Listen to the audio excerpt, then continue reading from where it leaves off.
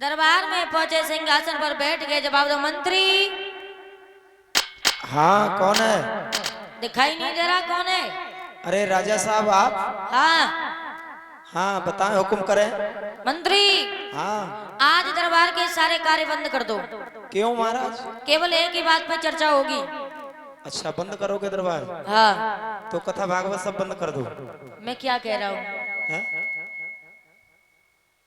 आज दरबार के सारे काम बंद कर दो, केवल एक बात पर चर्चा होगी। कौन सी बात की महाराज? कोई अच्छा घर देखो, सुंदर वर देखो।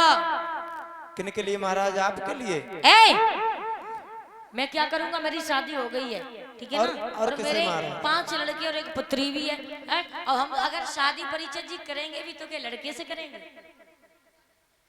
तो महाराज किसे देखोगे? हमारी जो बेटी है ना रुक्मणी, हाँ उसी का विवाह करना है। अच्छा। हाँ। शादी लायक हो गई वो? हाँ शादी लायक हो गई है। अरे कल तक तो वो पालने में झूल रही थी। देख लो, पता नहीं कब बड़ी हो गई। बहुत जल्दी बढ़ गई। कोई अच्छा लड़का बताओ अगर तुम्हारी नजर में हो। कैसा लड़का हो? अच्छा खानदान हो उसका, संस्कारी हो। अच्छा महाराज तो हमारो जैसा चल जाएगा? हमारा ए! तुम्हारा जैसा कैसे चल जाएगा? तुम मेरी बेटी की उम्र देखो और अपनी उम्र देखो। मेरी बेटी ना 18 साल की है। अरे तो बड़ी बेटी बहुत जल्दी बड़ी हो जाएगी। रुक्मिणी ना 18 साल की है, तो लड़का 20 साल का होना चाहिए, तुम्हारे जैसा बुढ़ा नहीं। अच्छा महाराज। हाँ। तो हम बुढ़े हो गए? और क्या? अच्छा चलो ऐसा करो महाराज। हाँ। तो कितने साल का होगा? 20 साल का चाहिए। 20 साल का चल जाएगा? हाँ। तो महाराज अच्छा हर जगह जाएं। अच्छा महाराज एक बात बताओ, बोलो। अगर 20 साल का ना मिले तो अगर 5-5 साल के 4 कर ले? मंत्री तू पागल हो गया क्या? अरे या तूने आज पी तो लिया? 20 हो जाते हैं, 5 चौक 20। नहीं, लड़की एक है, 10-10 5-5 पति की जरूरत नहीं है। और 10-10 5-5 किन के होते हैं? तो महाराज 20 साल का ही चाहिए है जी। अब महाराज 2 साल दो ढूंढ लेंगे तो 10 साल के तो चल जाएगा। फिर वही बात, दो, लड़का एक चाहिए। 2 भी नहीं चलेंगे? नहीं, अच्छा अब 20 साल का चाहिए। अब महाराज एक साढ़े 7 साल को ढूंढ लें और एक 12.5 साल को ढूंढ लें, चल जाएगा? मंत्री मुझे लग रहा है आज तूने पी रखी है, हैं? तभी ये बेहुदा सी बातें कर रहा है। ये भी नहीं चलेगा महाराज? नहीं, अच्छा मैं ये कह रहा हूँ लड़का 20 साल का होना चाहिए, अच्छी आदत हो, संस्कारी हो, खानदान अच्छा हो, नाम ऊंचा हो, समाज में इज्जत हो, व्यवहार हो, प्रेम हो। तो महाराज पढ़ा लिखा हो नहीं चल जाएगा? हाँ। पढ़ा लिखा नहीं हो चल जाएगा? नहीं। अच्छा पढ़ा लिखा भी हो? हाँ। और संस्कारी भी हो? हाँ। अच्छा अब महाराज काला चल जाएगा? काला? मेरी बेटिया चंदा सी उजियारी है और बरना ढूंढो कालो अंधियारी। काला भी नहीं चलेगा? नहीं। अच्छा चलो महाराज कोशिश करेंगे। कोशिश नहीं, 100% लड़का ढूंढना है। ठीक है महाराज, रथ को सजवा दो। हाँ और हम जा रहे हैं ढूंढने के लिए लड़के के लिए। बिल्कुल। आज जिसके जो दिमाग में आया उसने उसी का नाम ले दिया। जवाब दो महाराज, आप एक काम करो। हाँ लड़का तो बहुत नजर में है, तो एक काम करो, कौरवपति दुर्योधन को देख लो। नहीं, क्यों? अरे जो सगे भाइयों का सगा नहीं हुआ वो हमारी बेटी रुक्मिणी का क्या होगा? कोई और देखो। बोले तो महाराज आप जरासंध को देख लो। बोले बिल्कुल नहीं, वो बड़ा ही घमंडी राजा है और उसके साथ अपनी बेटी रुक्मिणी का विवाह हरगिज नहीं करेंगे। कोई और देखो। आज परीक्षित जी जिसके जो दिमाग में आया उसने उसी का नाम ले दिया। लेकिन सुबह से शाम हो गई, लेकिन फैसला नहीं हो रहा कि रुक्मिणी का विवाह कहाँ किया जाए। सुबह से शाम हो गई, लेकिन फैसला नहीं हुआ। तो अंत में आज महाराज भीष्म का सबसे छोटा लड़का खड़ा हो गया और जवाब दो पिताजी की जय हो। पिताजी क्या आज मैं भी बोल सकता हूँ? बोले बिल्कुल बोलो, आज सभी को बराबर बोलने का हक है, तो तुम भी बोलो। बोले देखो पिताजी, हम आपके बराबर तो नहीं हैं और बड़ों के बीच में बात भी नहीं करना चाहिए, लेकिन बात मेरी बहन की शादी की है, तो मैं आपको बता दूं कि मेरी नजर में एक लड़का है। बोले क्या करता है, क्या नाम है, कहाँ का रहने वाला है, माता पिता का नाम क्या, कैसा खानदान? बोले पिताजी खानदान की तो बात ही मत करो, बहुत बड़ा खानदान है, नाम भी बहुत बड़ा है, समाज में इज्जत भी है, संस्कारी भी है। बोले नाम बताओ। तो जवाब बताओ पिताजी, हमारी नजर में तो एक ही लड़का है, आप एक काम करिए, आप द्वारिकाधीश भगवान कन्हैया को देख लीजिए। जैसे ही इतने वचन सुने बोले बेटा क्या कह रहे, द्वारिकाधीश भगवान कन्हैया? अरे यही तो हम चाहते थे। तुमने तो मेरी मुंह की बात ही छीन ली। कोई बात नहीं, हो गया फैसला। एक काम करो, मथुरा के राजा उग्रसेन को खबर भेज दी जाए, कुंदनपुर नरेश महाराज भीष्म अपनी बेटी का टीका चढ़ाने के लिए आ रहे हैं।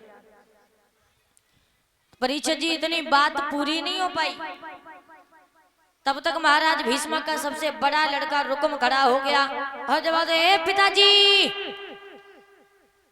अरे किसकी प्रशंसा करने में लग गए? किसका नाम ले रहे हो? अरे महाराज क्यों इतना चीख रहे हो? हम तो डर जाते हैं, आप चीखते हो तो ये मालूम पड़ता है कहीं युद्ध की तैयारी कर दी।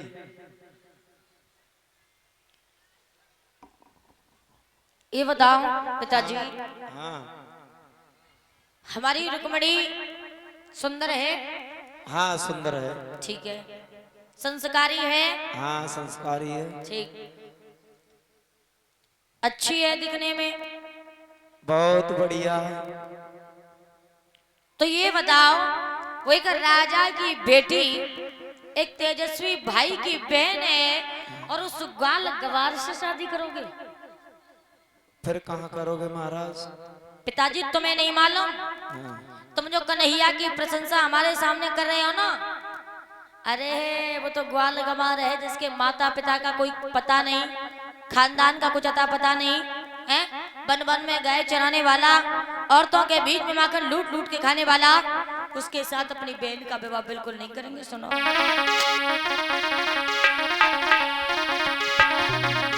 के वन वन में गाय चराए रोए, हृदय लूटी लूटी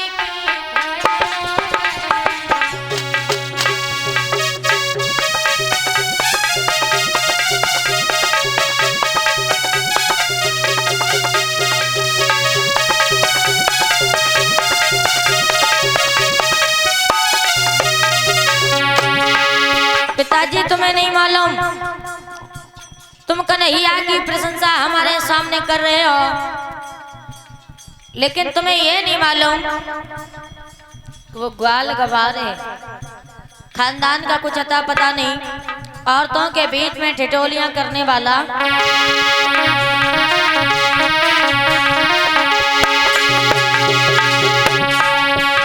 वन वन में गाय चराए है, हृदय लूटी लूटी के खाया है।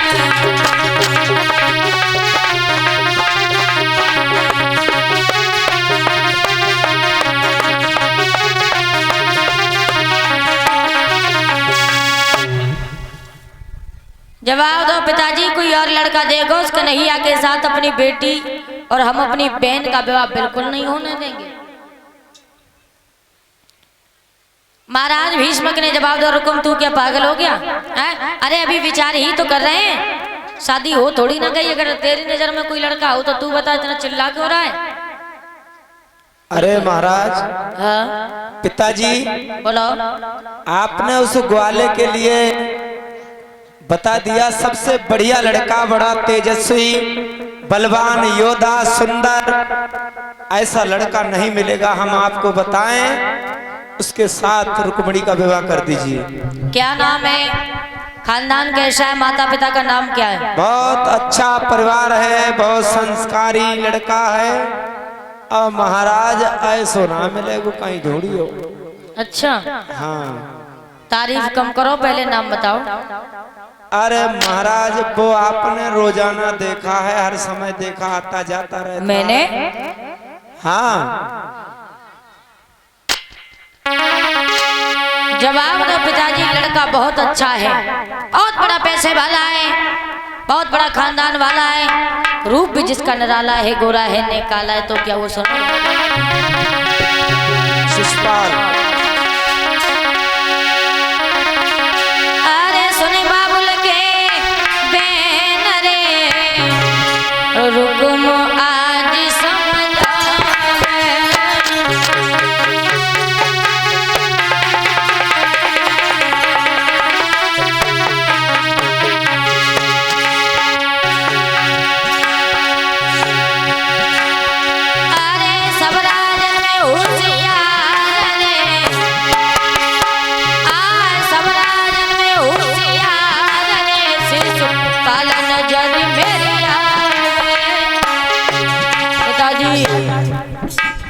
बहुत बड़ा खानदान वाला है, बहुत बड़ा इज्जत वाला है, रूप भी जिसका निराला है, गोरा है, नेक काला है, तो क्या हुआ, रिश्ते में अपना साला है।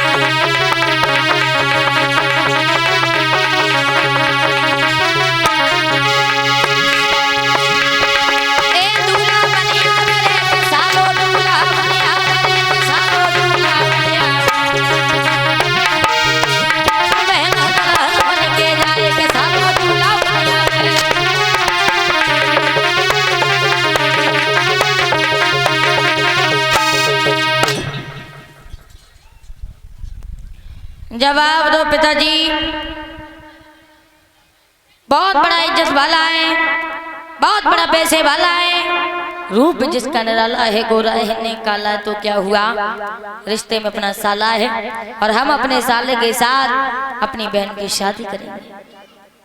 जैसे ही महाराज भीष्मक ने इतने वचन सुने, बोले बदतमीज, ये कहने से पहले तुझे मौत क्यों नहीं आई? अरे एक बात बता, क्या तू अपनी बहन की शादी अपने साले के साथ कर सकता? बोले क्यों नहीं, जरूर कर सकता हूँ। अरे पिताजी, जब वो अपनी बहन की शादी हमारे साथ कर सकता तो हम अपनी बहन की शादी क्यों नहीं कर सकते? हाँ, जरूर करेंगे। और सुनो पिताजी, तुम जो कन्हैया का